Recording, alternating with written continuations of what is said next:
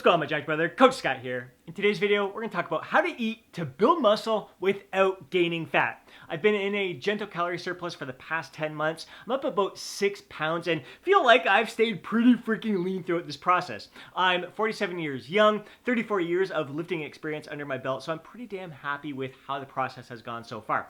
We are going to do this vlog style. I'm going to share every meal that I eat for the day, footage from my training, my overall active lifestyle, and talk about how I eat, again, to build muscle without gaining the fat. Hope you enjoy this. Let's get to it. If you've been following my channel for any length of time, you've seen that my lifestyle is pretty damn routine and structured, which really sets my positive habits on autopilot. It makes them mindless, effortless. Everything just comes naturally to me throughout the day.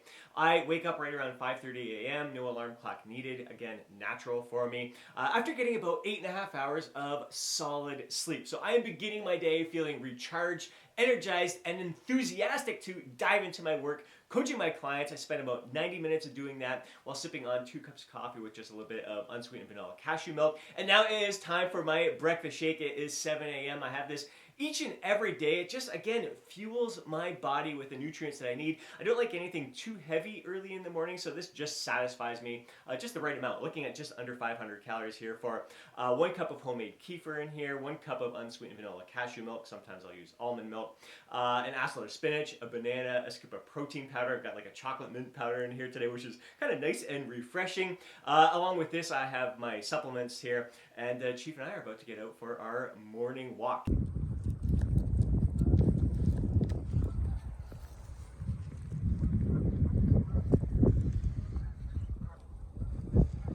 I couldn't be more excited for meal number 2. This is my pre-workout meal. So first I sliced up a yellow potato in the shape of some fries, put it on a baking sheet with some extra virgin olive oil, baked it in the oven at 350 degrees for about 25 minutes, so it's just nice and golden brown. While that was cooking in the oven, I fried up some mushrooms, orange peppers, and then towards the end I put in the green onions. When that was getting close, when both those were getting close to being done, I cracked open 4 free-range eggs from my friend's local farm, put them in the frying pan and made a little omelet out of that. As soon as that was, I flipped it over just lightly brown on both sides. I added on the toppings and put in some Tex-Mex cheddar cheese on top, as well as some grape tomatoes, and then a little bit more Tex-Mex cheese. After I folded it over, put a little bit more Tex-Mex cheese on top of here, as well as just some of the filling on top. So really looking forward to diving into this. This is one of my biggest meals of the day. We're looking at over 800 calories here. I know Chief is down here chomping at the bit as well. So I'm going to dive into this and then get you some workout footage coming up in a bit. It's time to work out. I'm following the same workout plan that everyone else is in the Jacked at 40 Club. The month of December is a subtle progression from the November workout plan. We're still following an upper-lower push-pull leg split. Just adding a little bit of volume this month, swapping out a couple exercises and changing the advanced training technique from drop sets to rest pause times 3. So just subtle little changes. There's movements that we are looking to progress upon and challenge ourselves in some different ways as well. So keeping a lot the same, but still sparking our enthusiasm with these subtle changes. Now, I'm personally weight training 4 times per week, so you don't, just because it's a 5 workout plan doesn't mean that you need to follow that plan 5 days per week. I'm following it 4 days per week, just cycling through the workouts in order. So I train every muscle group twice every 8 days instead of 7. It all works out the same. The reason I'm only training 4 days per week is that I'm focusing more of my attention on yoga at this moment. And right now, I really want to master the crow pose, the headstand, and the handstand. And these movements they require a lot of muscular strength, especially when you're just learning to perform these exercises. Once you really get the hang of it, it's more about positioning your body, getting yourself nice and balanced, where you don't need to rely so much on the strength, but really finding a lot of these movements are really improving upon my functional strength, if you want to say it. Just really impressive how you can lift 80, 90 pound dumbbells for dumbbell shoulder press, but you can barely lift your body up off the ground here for some of these poses here. So I am spending about 30 minutes just practicing these poses, starting off with the headstand, which I'm pretty damn happy with. I just started doing this exercise, trying to do the headstand for the past week here. I'm really, really happy with how that's progressed. Just my balance, my strength, my focus more than anything. And then shifted over to the crow pose, which requires more arm strength here, more shoulder strength. So you want to just lift. I basically got my knees on the outside of my upper arm, just above the elbow there, resting them on there and trying to get your feet up off the ground, tilting your butt up in the air, and trying to hold that for as long as you can. And then I was trying to transition from that crow pose to a handstand, which is definitely challenging. This is my first time actually practicing that today, so you're gonna see a few bloopers going on here, but I'm having an absolute blast in the process, just learning some of these fun movements that again are building and sculpting my body in different ways, like working muscles in ways that they haven't worked before, and probably challenging a lot of supporting muscles that aren't used to being trained the way they have been. Plus, again, it's a lot of focus. It takes a lot of intense focus to concentrate on these exercises, which I think really carries over into my weight training as well. So 4 days of weight training. This is like a weight training session. Definitely like a shoulder upper body workout here. Triceps are getting blasted here as well. So gonna enjoy this and then get to my post-workout meal coming up in a bit. On to my go-to post-workout meal. I've got 260 grams of plain Greek yogurt, 140 grams of frozen mixed berries. This is my smallest meal of the day. I guess you could call it a snack, basically. Sitting around 300 calories here. I'm still like satisfied from that second meal. That second meal is so satiating. Instead of the potatoes, I often have the 2/3 cup oats, 140 grams of frozen mixed berries, and some cinnamon sprinkle on top. I've just been trying to get some variety in my diet using a lot of the same foods that I typically consume there. Now, I do tend to eat my post-workout meal very shortly after my training session, because usually it's about 3.5, even sometimes up to 4 hours since I've last eaten. Now, my body is basically utilizing the nutrition that it gained from that second meal of the day. So that meal is still kind of breaking down, but whatever it has been broken down from my first and second meal of the day, that's what it's utilizing right now post-workout to help repair, rebuild, and grow my muscles. So you don't feel like you need to get in that meal immediately after your workout, unless it's been a long time since you've had that meal. That whole post-workout window of opportunity has been, that myth's been busted a while ago, but still, it's good insurance purposes to get a meal in you as soon as possible after the workout. And just great spacing your meals throughout the day, just making sure that you're getting serving protein throughout the day. I usually try to get like at least 20 grams of protein per meal every 3 to 4 hours throughout the day. So that's some of my insights. Gonna get onto some work here and more fun stuff coming up a bit.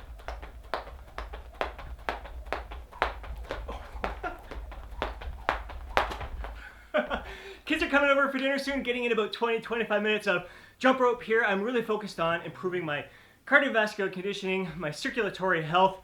This carries over into our weight training. A lot of guys, they think when they're muscle building, they need to neglect cardio or lay off cardio. Cardio can really help deliver nutrient-rich blood to your muscles when they're recovering. It can help remove waste products from your muscles when they're working. So lots of benefits in that regards. And when you incorporate cardio into your overall lifestyle there, it's another aspect of being able to keep yourself lean while building muscle at the same time. So I'm gonna finish this up and then get ready to prepare our dinner for the evening. Share that with you in a bit. It's 4:45. My kids should be here any minute now. I'm making one of their favorite meals, some breaded pork cutlets, just cooking them up in a little bit of margarine there. I've got a sidekick in here, one of their favorite things.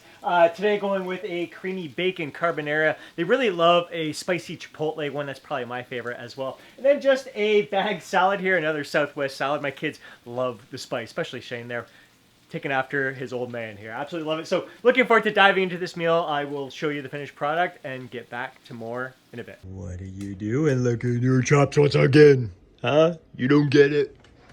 No. Just a fantastic visit with the kids. Dinner was delicious. It was too funny. After dinner, Noelle was mentioning that she wanted some wrist wraps for Christmas. She's been doing some deadlifting and getting up pretty heavy in the poundage there. So her grip has been failing before her body does. So asked her if she ever tried Versa grips. So I had her try mine. They're a little bit big for her. But it's just fun pulling out the barbell here in the living room and seeing her doing some deadlifts there. We'll see if I decide to get her some Versa grips or some regular wraps there, some straps there to help her with her lifts there. But it just, I love that both my kids are into working out. Just great to see that the example we set for our kids when they were at a young age there, how it's paying off now, and just the love that they have for fitness. So now I am getting ready to go to a yoga class. It's a yin practice tonight. So this is where you really sink into some deep stretches. It's more of a relaxing yoga here. You'll hold some of the stretches for like upwards of 3 minutes there. So really loosening me up, helping me wind down at the end of the day. I know I'm going to be hungry afterwards, so grabbing myself a Daryl's bar. This is 290 calories, 28 grams of protein, all natural here, like oats, honey, all that good stuff in there. So really looking forward to enjoying that. And this is going to put me just over 2,800 calories. Macros, we're looking at 34% carbs, 35% fat, 31% protein. Normally I'm like 40, 30, 30, so a little lower on the carbs, a little higher on the fat, likely because the olive oil and the margarine that I used in my cooking today, and pork is a little bit fattier than the other meats that I typically have. So we're looking at 240 grams of carbs, 109 grams of fat, 216 grams of protein. Again, like I'm 148 pounds, guys. I'm 47 years young, 5'7" inches tall. So I'm not a huge guy. And to be able to hit like well over 1 gram of protein per pound body weight, I find pretty damn effortless to me. Mind you, I'm having a protein bar and I had a scoop of protein powder in my shake. I don't have a protein bar very often.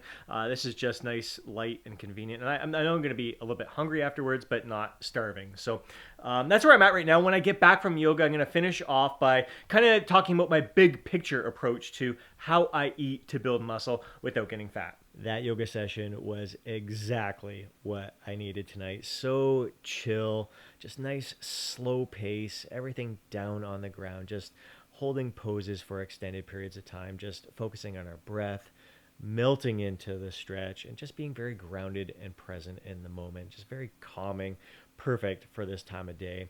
On the way home, that protein bar was absolutely freaking delicious. And now I want to wrap up by talking about the big picture approach to how to eat to build muscle without gaining any fat, or I should say gaining minimal fat in the process. If you want to build muscle, give yourself the best chance to build muscle, you need to be in a calorie surplus. Now, how big that calorie surplus is depends on how long you've been training. If you are like a beginner to training, I'd say like a 300 calorie surplus should do you a world of good.